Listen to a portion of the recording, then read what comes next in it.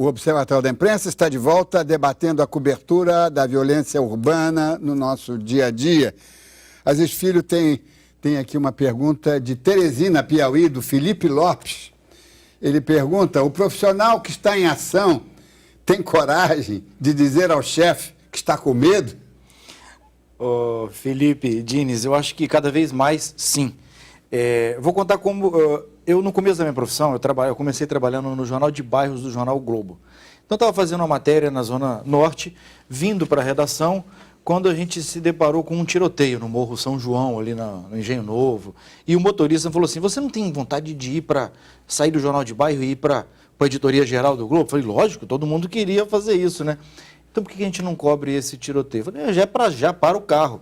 Descendo do carro, fui subindo, eu passei pela polícia, a polícia subindo o morro, eu, totalmente corajoso, na ânsia de dizer sim, antes mesmo do chefe pedir para eu fazer.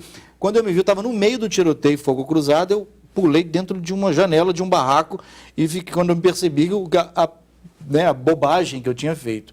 Recentemente, só para comparar de lá para cá a mudança dessa mentalidade, eu soube que um repórter meu tinha feito isso. Passou por um tiroteio, tinha uma operação no Jacarezinho, se não me engano. Ele entrou e eu chamei ele e falei: olha só, você está demitido da próxima vez. Eu prefiro ver você demitido do que morto. Jamais faça isso novamente. Eu acho que hoje cada vez mais chefes têm essa mentalidade, até pela pressão, pelas discussões, que são poucas, deveriam ser mais. Se tivessem mais discussões, mais chefes teriam esse discernimento, né, e esse cuidado, eu acho. Mas acho que as coisas têm melhorado, apesar, infelizmente, da tragédia do nosso amigo. Rangel Bandeira, tem um assunto que é eminentemente profissional, jornalístico, mas eu quero trazer para você, não é? Que é dramático, é terrível. É que o Gelson, ele estava registrado como operador de câmera, estava fazendo trabalho de repórter cinematográfico, que é uma categoria superior, não é? Mas ganhava como operador de câmera. E, além do mais, para a economia, ele era o motorista de si mesmo. Quer dizer, isso é uma agressão a todos os conceitos de segurança individual. Agora, é uma empresa dessas que deixa vai empurrando com a barriga e vai permitindo que aconteçam essas coisas. Eu queria um comentário não profissional, de quem conhece esse assunto da violência e vê a ganância com que o mundo jornalístico brasileiro está sendo montado. Eu acho que parte da tragédia que nós vivemos foi ainda essa confusão de estratégias. Quer dizer, há, de fato, uma disputa de modelos. Estou parecendo muito teórico, mas vou te dar um exemplo prático. Por exemplo, um soldado vem da guerra, um oficial, ele é recebido como herói. Ele tem neuroses, ele vai ser tratado, ele vai ser respeitado. Se entende o estresse de guerra que ele tem. A nossa polícia, aqui no Rio de Janeiro, eles vivem uma guerra diária no sentido do estresse. Quer dizer, eles matam, eles morrem, eles sofrem, eles têm medo, eles têm pânico.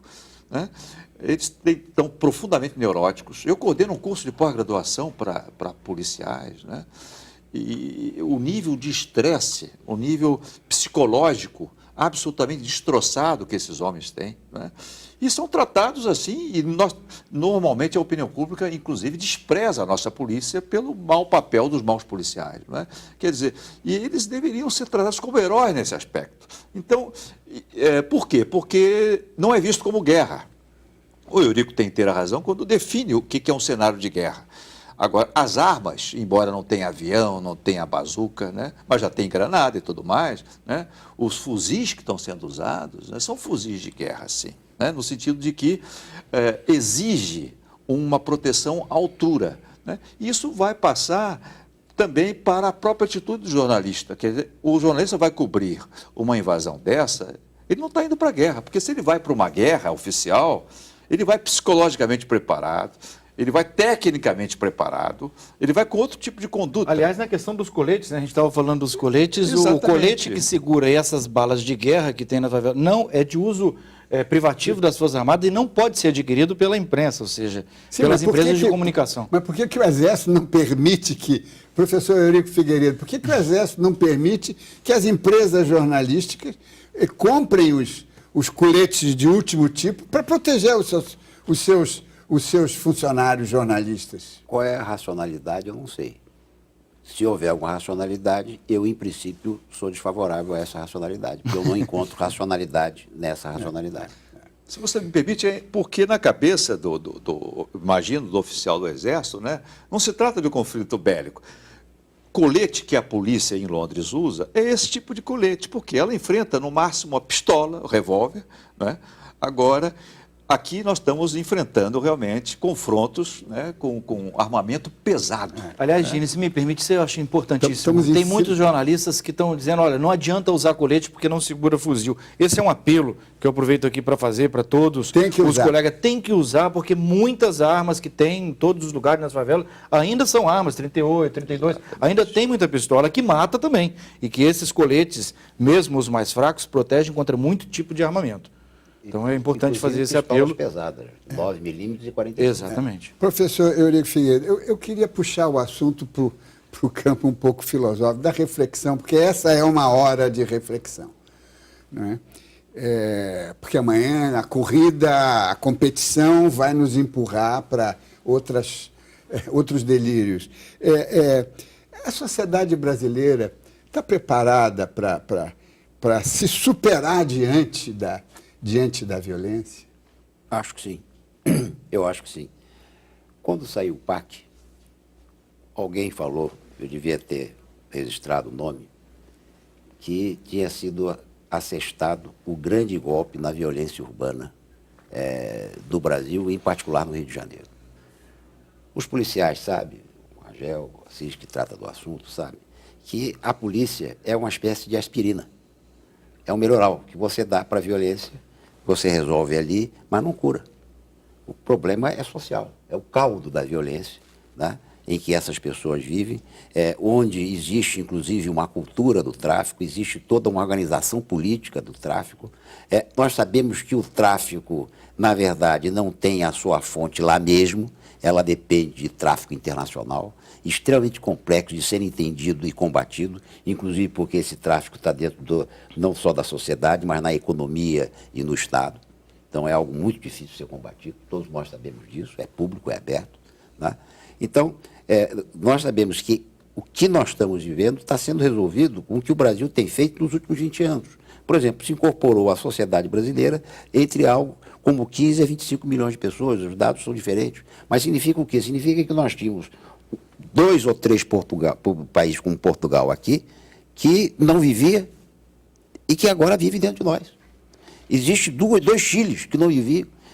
Se nós incorporamos 30 milhões, tem um Canadá que nós colocamos aqui dentro vivendo, comprando, produzindo. Professor, né? E diminuindo a violência. E diminuindo a violência, claro. Incorporamos, mas não protegemos. Não protegemos porque durante séculos, quem acompanha a história do Brasil, fica até impressionado com o milagre que nós fizemos nos últimos 80 anos.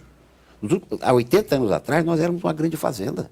E hoje nós somos uma sociedade com todos os nossos problemas e desequilíbrios, mas uma sociedade, inclusive, que tem protagonismo internacional, não só na economia, mas também na política, na cultura.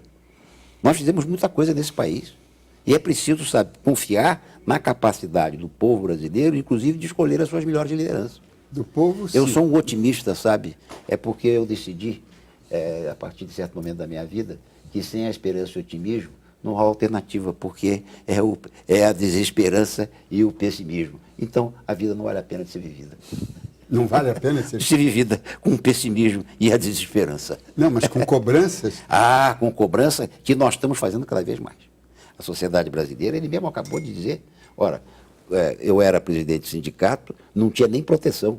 Mas nós fomos exigir, nós fomos à luta e conseguimos que tivesse essa proteção. É pouca, mas houve atuação, houve organização, houve pressão e houve resultado.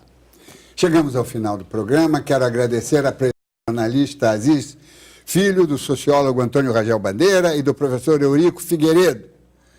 O ai, ai, ai de Gelson Domingos, antes de morrer, talvez tenha sido o mais doloroso gemido já registrado ao vivo pela televisão. Quando neste observatório se diz, você nunca mais vai ler jornal do mesmo jeito, estamos sugerindo que você não esqueça jamais o sangue, o suor e as lágrimas de todos os que trazem o mundo e a vida até você. Boa noite.